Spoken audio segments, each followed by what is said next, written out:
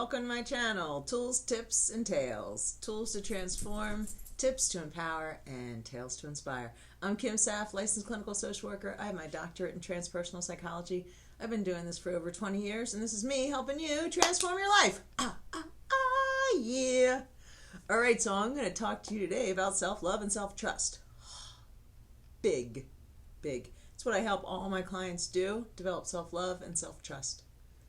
Yeah, and you might not have it right now because you might be showing up to yourself with criticism, shame, disdain, judgment, hate. That a love affair does not make, right?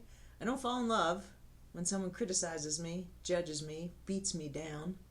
Yeah, what do? I slink into my pit and feel bad about myself and stay there and stay covered with lids. Right, so we're not doing that anymore. No. What we're doing now is showing up differently to ourselves. We're showing up in a way that says, I care about you. I'm concerned. You matter to me. I'm curious about your world. Yeah, that a love affair makes. Show up with compassion, empathy, curiosity. I trust you to show up consistently with love, compassion, empathy, curiosity.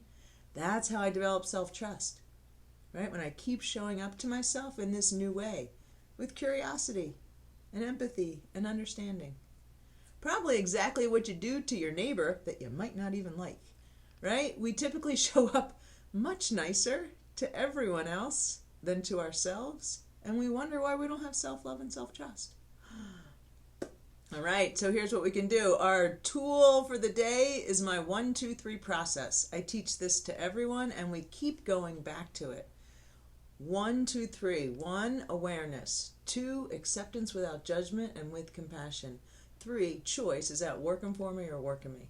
Right? So the first bunch of times you start looking at stuff, you raise your awareness. Anytime you're in conflict or something gets revved in you, you raise your awareness. Right? You just raise your awareness to everything that's going on with that, the messages you received, how you showed up, what happened. You just raise your awareness. And then we move into acceptance without judgment and with compassion. Oh, acceptance without judgment and with compassion. All this is can I make sense of whatever I just raised my awareness to? Right? Can I make sense of it? Oh, when you were late for coffee, the story I made up is that you don't like me and you're trying to avoid me. Okay. Does that make sense to me where that old messages would come from my family of origin? I typically feel not liked. I feel like I'm a burden. Right? So it makes sense where when you're late for coffee, that old message got triggered in me. Yeah. And now is that working for me or working me? Well, it's working me getting all worked up that you're not here for coffee and assuming it's my fault and taking all responsibility and not feeling good enough. That's working me. And we get to do things differently than we've done before. And that's when change happens. Do differently. Choice. How do I want to show up? What do I want to do differently? Hey, maybe I'll just check in and ask. I'm curious about what was going on for you when you were late for coffee. I don't have to make up stories. I don't have to feel bad about myself. I don't have to take ownership for all that is going on within you. I can just check in and ask. All right, so that's the 1, 2, 3 process, and we will keep going back to that over and over and over again, and I'll keep teaching it to you in different ways because it is that important to your growth.